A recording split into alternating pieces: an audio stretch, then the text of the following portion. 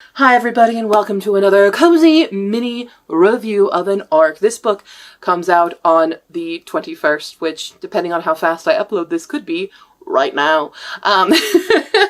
This is an anthology. It is a non-fiction anthology about trans and disabled people. It is a collective work. Obviously it's an anthology of so many different contributors to this and a variety of styles of writing, which both was like great and also hurt for a bit for me and what I thought I was getting into. So this is, I forget the full like little title, but it's right there on the screen.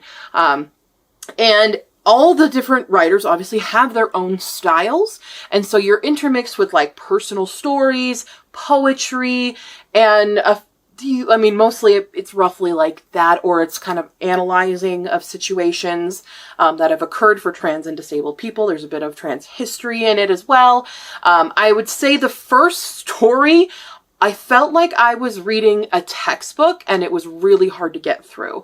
That part wasn't for me, but I did have several contributions in this that I connected with. So this whole book itself, I believe in the introduction was talking about how this isn't for, cis-het people to feel courage or feel like inspired by their bravery. That's not what this is. This is like a book for trans people. And I felt like it was a book that can be for all audiences of trans people and make them feel seen, trans and disabled especially, feel seen, while also for the cis-het people to see them, and really understand, and so that I can better use my privilege to help those that are trans and disabled. And I do have, several trans and disabled friends, but it's always, hard to relate because I'm not trans and disabled.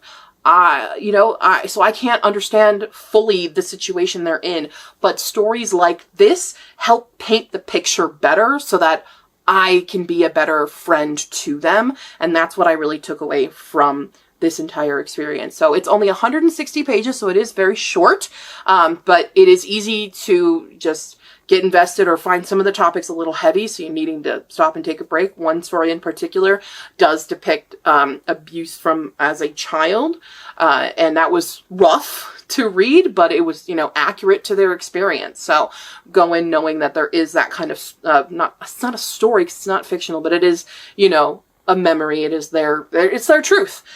So I found this to be very, very, I would say, eclectic of experiences for trans, non-binary, queer, and disabled people. So I thought it was well-rounded in that sense.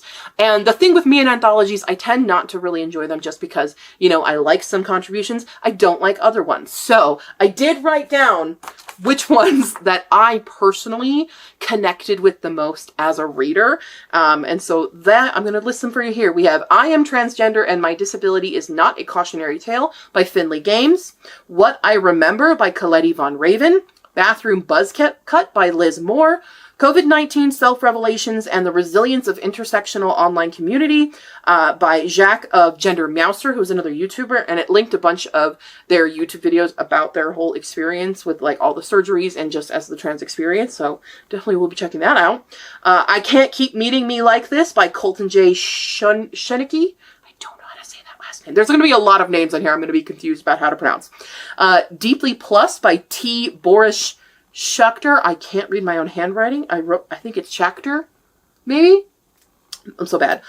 Mimicry by Jonathan Eden. What We Are Worth by Lee K. Homey. Bender by H. Howitt. And Who Fights for Us by Lior Effinger Weintraub. I'm hoping I said all those names correctly. If I didn't, please correct me in the comments. I like to learn pronunciations correctly. So those are the ones that I connected with the most. Most of those are, personal stories. They talk more about the experience of being trans and disabled. The ones I didn't connect with a lot are things like the poetry or the more scientific approach to things. There was a math one that I was like, I don't understand this. I don't have a big enough brain.